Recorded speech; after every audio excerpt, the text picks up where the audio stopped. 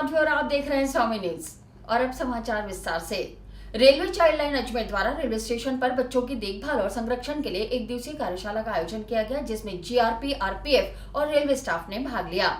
जो railway station पर छोटे बच्चे अपने घर से भागकर या किसी कारणवश जो छोटे बच्चे हैं वो यहाँ पर जो रेलवे स्टेशन पर मिलते हैं, उसके लिए आज एक रेलवे चाइल्ड लाइन ने एक कार्यशाला का आयोजन जो है किया है, जिसमें जो छोटे बच्चे होते हैं जो अपने घर से भटक जाते हैं या किसी कारणवश घर से भाग जाते हैं या फिर कोई उनको लेकर आ जाता है और ट्रेन में द्वारा रेलवे स्टेशन पर जो है लावारिस हालत में पाए जाते हैं या भीख मांगते हुए पाए जाते हैं, उनको लेकर आज एक कार्यशाला का आयोजन जो है किया गया है। इस कार्यशाला में हम आपको बता दें, आरपीएफ के जवान, जीआरपीएफ के जवान, टीसी स्टाफ, क्योंकि यही वो स्टाफ होता है जो पूरी तरीके से रेलवे स्टेशन पर ध्यान देता है, लोगों से पूछताछ करता है, किसी प्रकार की अगर कोई असामाजिक तत्व कोई घूमता हुआ मिलता है उससे पूछताछ करता है। उसी को लेकर आज रेलवे चाइल्ड लाइन 1089 अजमेर द्वारा एक कार्यशाला का आयोजन जो है किया जा रहा है, जिसमें जो जीआरपीएफ के जवान है वो यहाँ पे मौके पे मौजूद है, आरपीएफ के जवान है वो यहाँ पे मौके पे मौजूद है और जो टीसी स्टाफ होता है वो भी यहाँ पर मौके पे मौजूद है। हम आपको बता दें, राजस्थान राज्य बाल संरक्षण आयोग की सदस्य नुसरत नकवी जो है यहाँ पर इसमें आयोजन में कार्यक्रम में भाग लेने आई है। बाल कल्याण समिति के अध्यक्ष अंजलि शर्मा भी है और जो चाइल्ड लाइन के जितने भी जो सदस्य हैं वो भी यहाँ पर मौके पे मौजूद है। और आप देख पा रहे हैं लाइव तस्वीरें जिस तरीके से जो ट्रेनिंग कार्यशाला में चल रही है, विशेष किशोर पुलिस इकाई होती है। उस ट्रेनिंग को ये लोग बहुत अच्छे तरीके से जो है अधिकारियों को समझा रहे हैं, बता रहे हैं। रेलवे चाइल्ड लाइन 1080 के तहत ये कार्यक्रम आज यहाँ पर हो रहा है। रेलवे स्टेशन प्लेटफॉर्म नंबर 1 पर जो आरपीएफ और जीआरपीएफ के जवान हैं उनको एक कार्यशाला के द्वारा ट्रेनिंग देकर समझाया जा रहा है, जिसमें महिला जवान भी है, पुरुष जवान भी है और जो टीसी जो होते हैं टिकट चेक करते हैं ट्रेन में वो लोग भी है। छोटे बच्चों को हैंडल किया जाए, अगर छोटे बच्चे इस तरीके से रेलवे स्टेशन पर पाए जाते हैं उनको किस तरीके से हैंडल कर उनसे उनका परिवार का नाम पता पूछा जाए, उसी को लेकर आज की कार्यशाला है। ये दूसरे पे देख रेख और संरक्षण के जो लायक बच्चे हैं उन पर कार्रवाई या रेस्क्यू करते वक्त सादा वर्दी में होना अनिवार्य है और विधि का उल्लंघन करते हैं, उनका नाम ही रखा गया है विधि का उल्लंघन करने वाले। 18 वर्ष की आयु पूर्ण नहीं कर ली गई है। जैसे कई बार अपन कार्रवाई करते हैं, रेस्क्यू करते हैं और उसके बाद में जहां जिसके पोजीशन से रेस्क्यू करते हैं वो कितना है, 14 साल से ऊपर है, वो लेबर के अलग बने हुए हैं, बट अपने जेजे एक्ट में एकमात्र परिभाषा है बालक की जिसने 18 साल। आज रेलवे चाइल्ड लाइन की तरफ से एक ट्रेनिंग और ओरिएंटेशन प्रोग्राम रखा गया था, जो जीआरपी के साथ और रेलवे स्टाफ के साथ, आरपीएफ के साथ ये ट्रेनिंग प्रोग्राम रखा गया, जो बहुत ज़रूरी है हमारे बच्चों के प्रोटेक्शन को लेकर के, क्योंकि ज़्यादातर बच्चे जो चाहे उसका चाइल्ड ट्रैफिकिंग हो रहा हो या चाइल्ड लेबर के लिए उनको लाया जा रहा हो या जो रन अवे बच्चे जो घर से निकल गए हैं, पलायन कर गए हैं, वो बच्चे ज़्यादातर ट्रेन के द्वारा ही सफ़र करते हैं। तो ट्रेन का, रेलवे स्टाफ का एक पूरी रिस्पॉन्सिबिलिटी हो जाती है कि अगर इस तरह के बच्चे अगर उनको ट्रेन में या रेलवे स्टेशन पर नज़र आते हैं तो वो उनको प्रोटेक्शन के लिए चाइल्ड लाइन से कांटेक्ट करें या सीडब्ल्यूसी को उसके सामने पेश करें। हमारे देश के बच्चों को अगर हमें बचाना है, उनके राइट्स के प्रोटेक्शन करना है, तो सभी यूनिट्स को मिलकर के साथ काम करना होगा, जो हमारे कानून की मंशा भी है, हमारा एक्ट भी यही कहता है। जो हमारे लिए बच्चों को प्रोटेक्ट करने के लिए सारे साजो सामान तैयार किए गए हैं, हमें उनको तैयार करके पूरी तरह से हमारे देश के बच्चे को बचाना है। चोमू निवासी जितेंद्र उर्फ जावेद नामक व्यक्ति ने ससुराल पक्ष द्वारा पुत्री को छीन कर ले जाने का मामला क्लॉक टावर थाने में दर्ज कराया।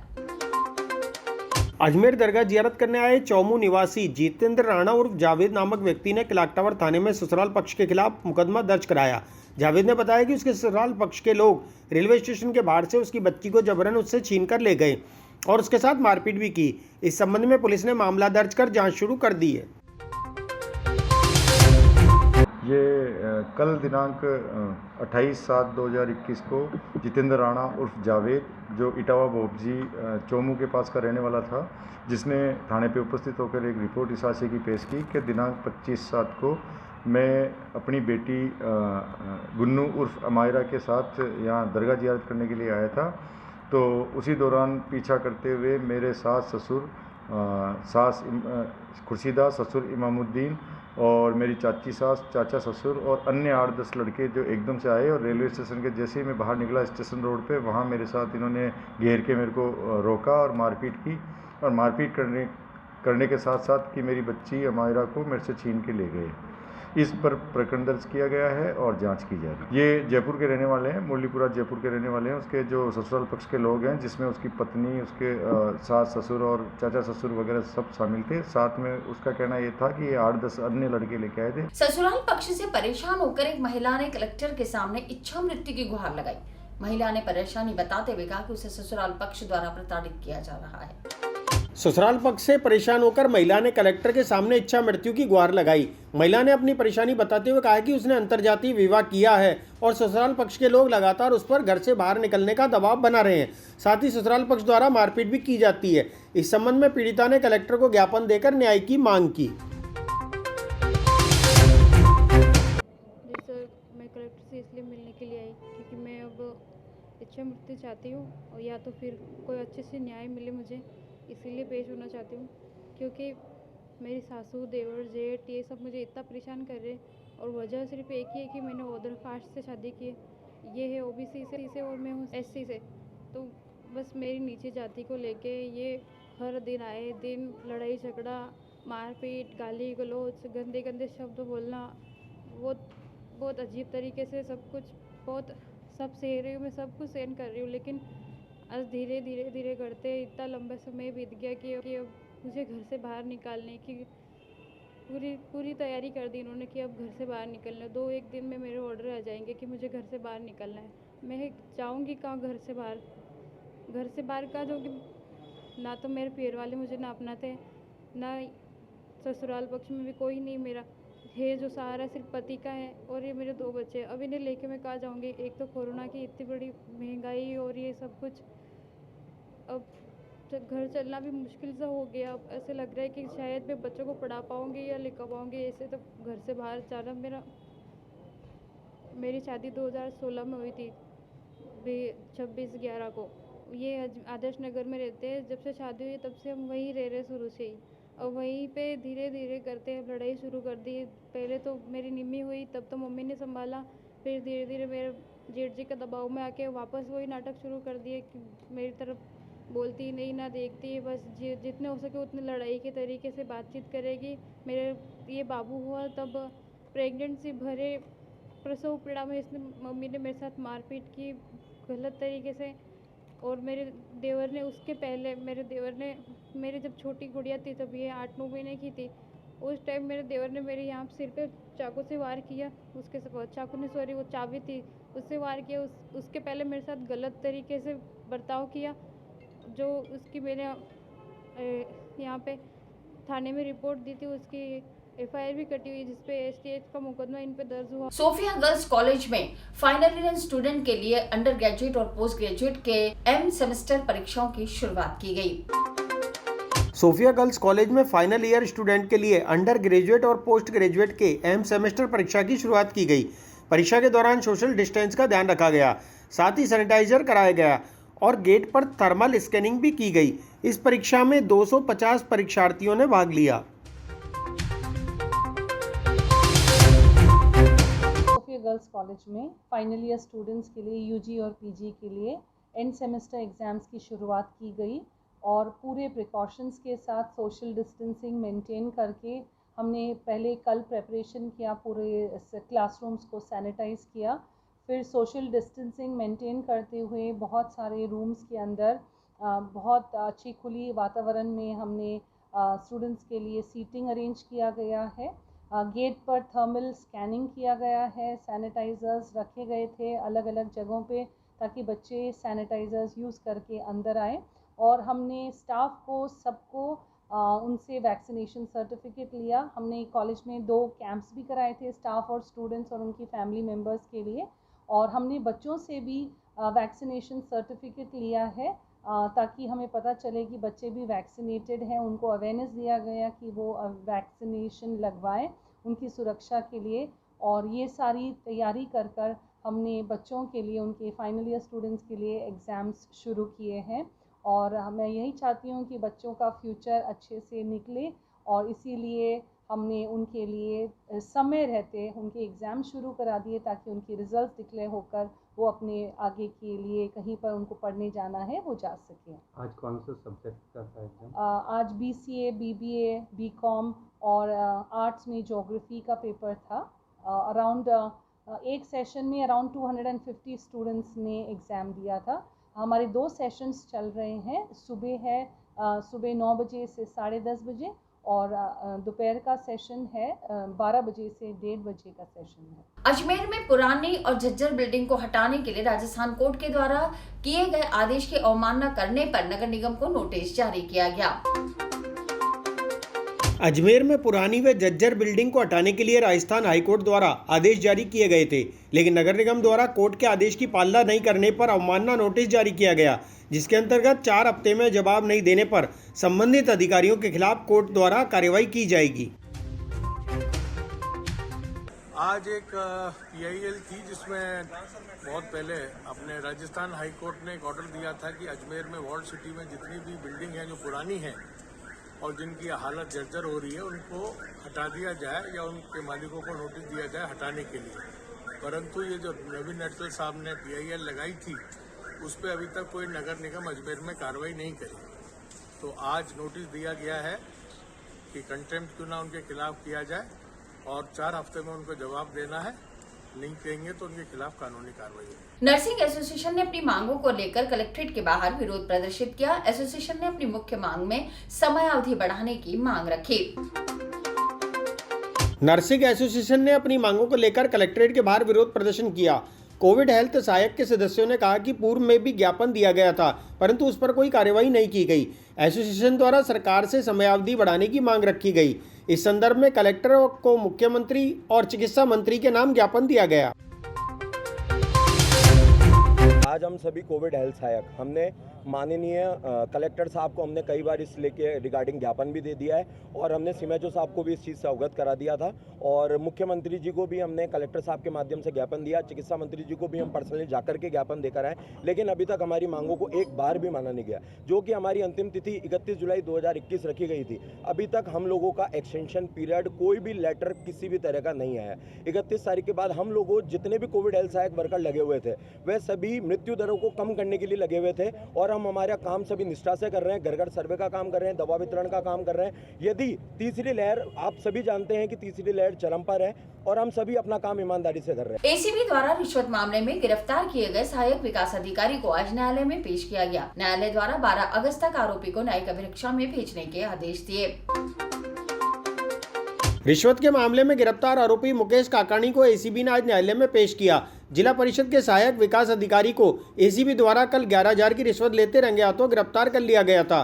न्यायालय ने आरोपी को 12 अगस्त तक के लिए न्यायिक अभिरक्षा में भेज दिया।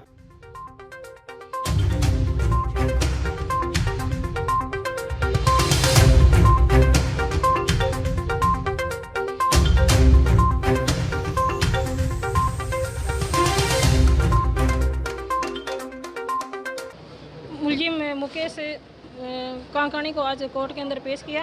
कल रंगे हाथों ट्रेप किया था, जिसे आज 15 दिन की जेसी भेजा है, बट 12/8 तक जेसी किया। नहीं, वो निरीक्षण रिपोर्ट तैयार करने के एवज में इसने 16,000 रुपये 19/7/21 को मांगे थे। उस दिन सत्यापन के दौरान 5,000 रुपये ले लिए थे, और कल निरीक्षण रिपोर्ट तैयार कर देने के एवज के अंदर 11,000 रुपये कल लिए थे, जिसे हमने रंगे हाथों ट्रेप किया था। प्रशासन शहरों के संग अभियान को लेकर जिला कलेक्टर प्रकाश राजपुरोहित की अध्यक्षता में एक मीटिंग का आयोजन किया गया। बैठक में कच्ची बस्ती नियम के तहत पट्टे देने और ऑनलाइन सर्विस शुरू करने के बारे में चर्चा की गई। जिला कलेक्टर प्रकाश राजपुरोहित की अध्यक्षता में प्रशासन शहरों के संग अभियान को लेकर एक मीटिंग का आयोजन किया गया। बैठक में कच्ची बस्ती नियमन के तहत पट्टे देने और ऑनलाइन सर्विस शुरू करने, साथ ही प्रत्येक डॉक्यूमेंट ऑनलाइन स्वीकार करने के संबंध में चर्चा की गई। आज जिला कलेक्टर महोदय की अध्यक्षता में प्रशासन शहरों के संग अभियान को लेकर एक मीटिंग हुई और वर्चुअल मीटिंग हुई थी और हमारे ईओज एंड कमिश्नर इसमें शामिल थे। जो मुख्य एजेंडा था वो ये था कि हम स्टेट ग्रांट एक्ट के पट्टे इसमें देंगे। इसके अलावा कच्ची बस्ती नियमन 69A के तहत हम इसमें पट्टे देंगे और 90A। जितने भी डिपार्टमेंट के पहले 2012 में प्रशासन शहरों के संग अभियान में 13 प्रकार के काम होते थे और अब हम इसमें 18 टाइप्स के काम और ऐड कर रहे हैं। तो उस संबंध में एक गहन चर्चा के पश्चात में हम लोगों ने ईओज एंड कमिश्नर को ये निर्देशित किया कि अब आप सर्वे कराकर सर्वे के साथ साथ जांच भी होगी, ताकि जैसे ही कोई व्यक्ति इसका ऑनलाइन आवेदन करेगा तो अलग से हमें कोई भी जांच की ज़रूरत नहीं होगी। इसके साथ ही क्योंकि सोशल मीडिया में भी आना ज़रूरी है, फेसबुक पेज सारे नगर पालिकाओं ने हमारे बना लिए हैं। पोस्टर, होर्डिंग और बैनर के माध्यम से आम जन को इस संबंध में कि प्रशासन शहरों के संग अभियान में आपके जो भी पेंडिंग कार्य है उसमें आप उस पर तैयारी कर लें, अपने सारे डॉक्यूमेंट्स उसमें इकट्ठा कर लें, ताकि जैसे ही अभियान के पहले हम ऑनलाइन एप्लीकेशंस इनवाइट करना स्टार्ट कर देंगे, ताकि अभियान के दौरान ही हम डे टू डे इनको सारी राहत दे सकें और पट्टे वगैरह दे सकें।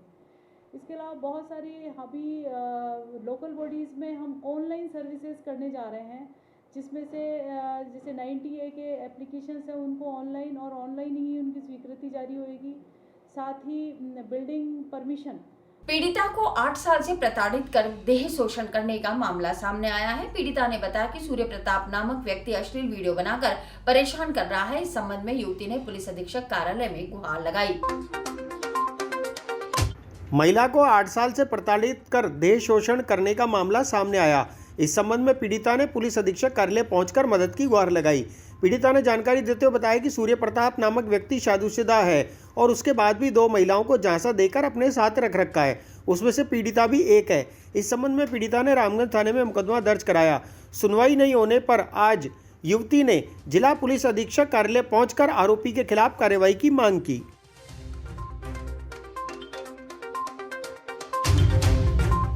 मामला तो ये है कि 8 साल से मेरा सूर्य प्रताप के साथ अफेयर चल रहा था। ये मदार का रहने वाला है, टेम्पो स्टैंड का इसका ऑफिस है, लहरों की वर्खा श्रीनगर रोड पे।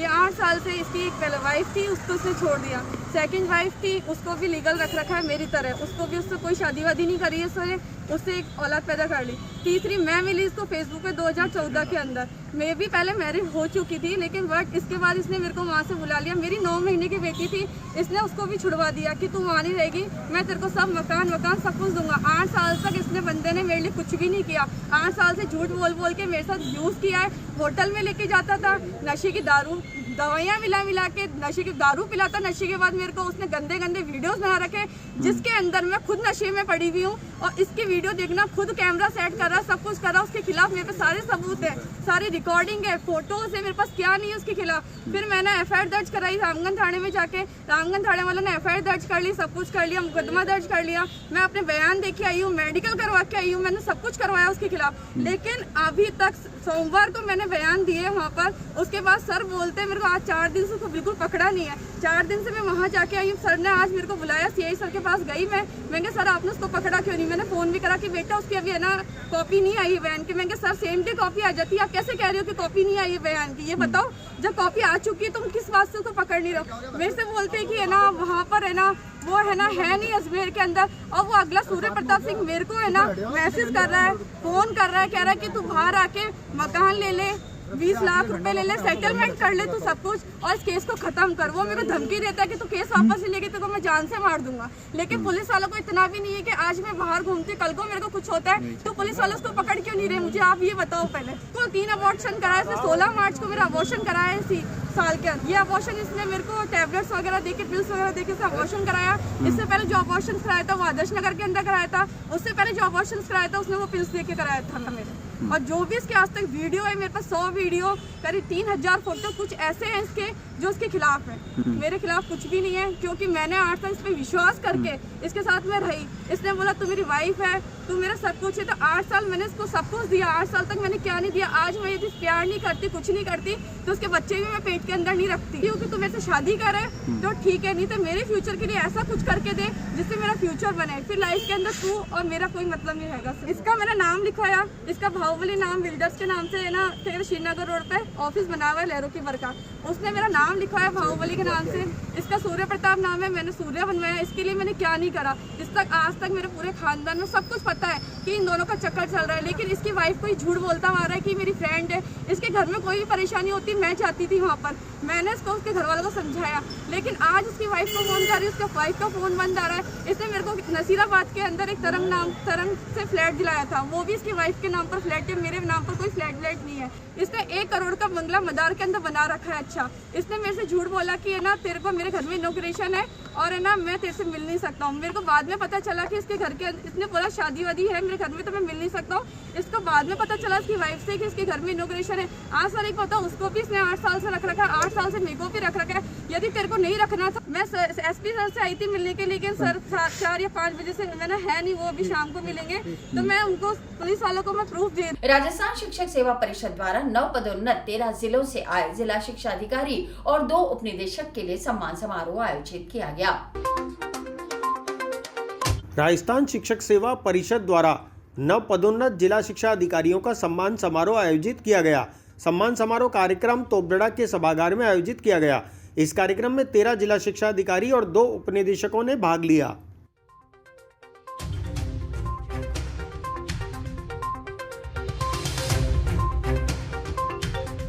जिला शिक्षा अधिकारी के विभिन्न पदों पर पदोन्नत अभी शिक्षा विभाग के अधिकारी हुए हैं, साथ ही उपनिदेशक माध्यमिक शिक्षा के पदों पर भी यहाँ पर हमारे अधिकारी आगे हुए हैं। इन सभी समस्त उपनिदेशक महोदय और जिला शिक्षा अधिकारी को राजस्थान शिक्षा सेवा के अधिकारीगणों के द्वारा आज अभिनंदन समारोह किया जा रहा है। साथ में हमारे यहाँ ऑलरेडी ज्वाइंट डायरेक्टर एवं उपनिदेशक पद पर ज्वाइंट रूप से नियुक्त श्यामलाल जी संगवाल साहब का रिटायरमेंट भी 30 तारीख को है, उनकी सेवानिवृत्ति का कार्यक्रम भी आयोजित कर रहे हैं ये जैसा कि अधिकारीगण। इस माध्यम के द्वारा हमारे सारे अधिकारी में आपस में विचार विमर्श करने के साथ ही नवीनतम समस्याओं के ऊपर विचार मंथन करेंगे एवं अपने साथियों से रूबरू होने का एक शानदार कार्यक्रम। और रेसा के अधिकारी द्वारा अपने सीनियर साथियों का अभिनंदन समारोह। शिकायतकर्ता मीडिया कर्मी और जनप्रतिनिधि के खिलाफ झूठे मुकदमे दर्ज होने के विरोध में यूथ कांग्रेस ने पुलिस अधीक्षक से आरोपियों के खिलाफ उचित कार्रवाई करने की मांग की। शिकायतकर्ता मीडिया कर्मी और जनप्रतिनिधि के खिलाफ झूठे मुकदमे दर्ज होने के विरोध में यूथ कांग्रेस द्वारा पुलिस अधीक्षक से उचित कार्रवाई की मांग की गई। इस संबंध में यूथ कांग्रेस पदाधिकारी ने जानकारी देते हुए बताया कि 4 महीने पहले लॉकडाउन के तहत एक मकान में तोड़फोड़ चल रही थी, जिसके कारण धूल मिट्टी उड़ने से क्षेत्रवासियों को परेशानी हो रही थी। इस संबंध में दरगाह थाने में मामला दर्ज कराया गया, लेकिन मकान मालिक द्वारा उल्टा शिकायतकर्ता के खिलाफ ही मुकदमा दर्ज करा दिया गया और थाना अधिकारी ने इस संबंध में कोई जाँच भी नहीं की।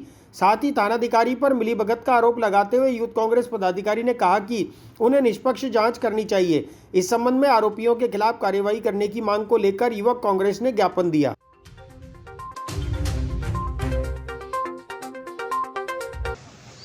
आज से 4 महीने पहले जब कोरोना काल चल रहा था, उस दौरान जब जन कर्फ्यू के दौरान कई लोगों ने इस आपदा को अवसर बनाने की कोशिश करी। उसके अंदर दरगाह बाज़ार के अंदर एक मकान ऐसा है जहाँ पे तोड़फोड़ चल रही थी, उसके ऊपर क्षेत्रवासियों ने ऑब्जेक्शन दी, जिसके ऊपर हमारे यूथ कांग्रेस के प्रवक्ता और हमारे यूथ कांग्रेस के ब्लॉक अध्यक्ष शाकिर शाह, जो कि अभी पार्षद भी हैं, वो वार्ड 13 से पार्षद हैं, उन लोगों ने जा कर के CI साहब को इस चीज़ से वो बताया कि भाई इस तरीके से मामला चल रहा है, कोरोना का टाइम है, जिसके अंदर कोरोना की जो पेशेंट है उनको और एस्थेमेटिक प्रॉब्लम जिनको है उन लोगों को इससे नुकसान हो सकता है जो धूल उड़ रही है। लिहाजा या तो अभी इस काम को बंद करवा करके बाद में करवा लिया जाए, या फिर जो धूल मिट्टी हो रही है उसका प्रबंध कराया जाए कि वो धूल मिट्टी क्षेत्र में ना फैले। इसके ऊपर जो है इस मामले को दबाने के लिए CI साहब के साथ में मिल करके उस मकान मालिक ने उल्टा जो मीडिया वहाँ पे गई थी, जो स्वतंत्र मीडिया है, भारत का चौथा स्तंभ, उन्होंने जो वहाँ पे जाके कवरेज किया 2 मीडिया बंधुओं ने, उनके समेत हमारे जनप्रतिनिधियों के ऊपर और हमारे जो और लोग हैं उन लोगों के ऊपर इन्होंने मुकदमा दर्ज करा दिया। अब इसके अंदर हम लोगों ने मांग ये करी कि साहब जब जो हमारे जनप्रतिनिधि थे वो नीचे ही खड़े हुए थे, रोड पे खड़े हुए थे, जिसकी सीसीटीवी फुटेज जो है, जो वहाँ पे पुलिस के जो कैमरे लगे हुए हैं, आप उसके अंदर देख करके निकाल लीजिए, पता चल जाएगा उसके अंदर कि साहब ये लोग जब मकान में चढ़े ही नहीं तो इनके ऊपर 452 का झूठा मुकदमा कैसे कर दिया। इसके बाद में जो वहाँ पे मकान में ऑलरेडी तोड़फोड़ चल रही थी, तोड़फोड़ वाले मकान के अंदर कोई टीवी भला क्यों देखेगा, कोई टीवी भला क्यों लगा रहेगा, जिस टीवी को तोड़ने की इन लोगों ने मुकदमा दर्ज किया। साथ ही ये जो मामला है, ये एक तरीके से पिछले कुछ टाइम से एक शौचालय को लेकर के मामला चल रहा है, जिसके अंदर यही दो पार्टियां, इसके अंदर यही दो लोग पार्टियां बने हुए हैं, जिसके अंदर सामने वाली पार्टी के ऊपर इन पार्षद ने ऑब्जेक्शन लगा रखा। अब उस मामले को दबाने के लिए अलग अलग तरह के मुकदमों के अंदर इनकी बात को दबाने के लिए मुकदमे लगाए जा रहे हैं। इन सब चीज़ों को निष्पक्ष हो, ताकि सीसीटीवी फुटेज जो है वो बिल्कुल दूध का दूध और पानी का पानी कर देगी इस बात को लेकर। और साथ में मेरी ये रिक्वेस्ट है एसपी साहब से कि साहब ये जो मीडिया अगर इन लोगों के ऊपर इस तरीके से इनकी आवाज़ दबाने के लिए अगर ये कहीं कवरेज करने जाते हैं, आज एक व्यक्ति ने इन लोगों के ऊपर मुकदमा झूठा लगा दिया 452 का, डकैती का, तो क्या ये मीडिया भी आज इस वक्त के अंदर इस चीज़ से बहुत नाखुश है। मीडिया के बंधुओं से मेरी बात है, उन्होंने बोला ये बहुत गलत बात है, हमारी स्वतंत्रता छीनी जा रही है इस तरीके से। तो यूथ कांग्रेस इस बात के ऊपर आवाज़ उठाती है कि मीडिया के बंधुओं के खिलाफ में और जनप्रतिनिधियों के खिलाफ में अगर कोई व्यक्ति झूठा मुकदमा दर्ज करता है तो उन लोग उसकी मामले की पूरी सच्चाई देखने के बाद में अगर ऐसे लोग सामने आते हैं तो उन लोगों के खिलाफ में एक FIR दर्ज होनी चाहिए। और ऐसे प्रशासनिक अधिकारी जिनके ऊपर जनता पूरा यकीन करती है, जो पुलिस प्रशासन का नाम खराब कर रहे हैं, इनके ऊपर पूरी विभागीय कार्रवाई होनी चाहिए। और साथ में मैं एक बात और कहना चाहता हूँ कि ये दलबीर सिंह जी CI अगर लोगों को मुकदमा दर्ज करा करके डराना चाहते हैं तो ध्यान रखें, ये युवा कांग्रेस है, डरती नहीं है। आप जब बोलेंगे, जब इनको लेकर के मैं खुद गिरफ्तारी देने के लिए आऊँगा। आप इस चीज़ के अंदर बिल्कुल भी जनता को डराने की कोशिश ना करें इन मुकदमों से। ये मुकदमे हमारे माननीय न्यायिक जो हमारा मामला है और हमारा जो प्रशासन है, हमारा इनके ऊपर पूरा यकीन है। इन CI के ऊपर और झूठी मुकदमा दर्ज कराने वाले लोगों के खिलाफ में सख्त से सख्त कार्रवाई होगी। शाकिर शाह साहब पर विगत दिनों एक झूठा मुकदमा अनर्गल एक केस दर्ज हुआ। इस संदर्भ के अंदर आज हम लोग माननीय SP साहब के पास आए थे। आपको कारणवश कहीं जाना पड़ा तो आपसे दूरभाष पे बात हुई और उन्होंने दूरभाष पे आश्वस्त किया है कि मैं इसकी पूरी निष्पक्षता से जांच कराऊंगा और हम लोगों को हमने मांग करी है कि ढंग से इसका अनुसंधान किया जाए, क्योंकि एक जनप्रतिनिधि जब किसी बात की आवाज़ उठाता है, जब जनप्रतिनिधि अपने क्षेत्र की बात उठाता है तो उसके ऊपर अगर झूठा इस तरीके से मुकदमा हो, और सबसे बड़ी बात है क्या, इज समथिंग वेरी डिस्गस्टिंग कि एक दो मीडिया कर्मियों के ऊपर भी केस दर्ज हो गया। तो उसकी हम लोग भर्त्सना करते हैं। हम लोग ये मांग करते हैं कि जिला प्रशासन इसकी पूरी निष्पक्षता से जांच कराए, अनुसंधान कराए, और अगर इसके अंदर ये किसी भी प्रकार से दोषी नहीं पाए जाते हैं तो इसके अंदर FIR लगाई जाए। अच्छा, सरकार आपकी है अशोक गहलोत जी को? देखिए, ये सरकार बेशक हमारी है। जब भी हम लोग आवाज़ उठा रहे हैं कि किसी भी दबे कुचले की, किसी भी तरह से अनर्गल उसके ऊपर झूठे मुकदमे ना हो, जिससे सरकार की जो मंशा है कि हर एक को न्याय मिले, और वो उसकी मंशा लोगों तक पहुँचे और आम आवाम इस अजमेर के अंदर खुश रह सके, अमन चैन से रह सके। लुधियाना से आए हुए एक सरदार परमजीत सिंह ने अपने साथियों के साथ सूफी संत गरीब नवाज की दरगाह में जियारत की। परमजीत सिंह ने दिल्ली गेट से दरगाह तक दंडवत कर कोरोना महामारी खात्मे के लिए प्रार्थना की। लुधियाना के सरदार परमजीत सिंह ने अपने साथियों के साथ सूफी संत गरीब नवाज की दरगाह में दिल्ली गेट से दरगाह तक दंडवत चलकर अपनी अकीदत का नजराना पेश किया। सरदार परमजीत सिंह ने बताया कि पूरे देश में कोरोना महामारी जल्दी खत्म हो और किसान भाई जो काफ़ी समय से आंदोलन कर रहे हैं उनकी मांगें जल्दी पूरी हों, इसके लिए दंडवत कर दरगाह तक जाया जा रहा है।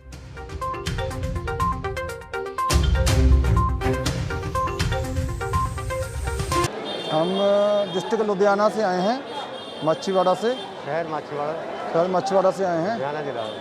हम बस मन्नत तो यही है कि हम आशिक हैं इनके, जब भी आते हैं ऐसे ही डंडौत करके ही आते हैं। काफ़ी टाइम से आते रहते हैं। हाँ, वहाँ यहीं पीछे गेट से। मेरे को हो गए 23 साल हो गए, 23 से। ख़ास वजह तो कुछ नहीं है, बस हम साल में आ जाते हैं, लेकिन 5-6 बार आ जाते हैं। और इसी के साथ ये समाचार बुलेटिन नहीं समाप्त होते। मुझे दीजिए इजाजत, देखते रहें स्वामी न्यूज।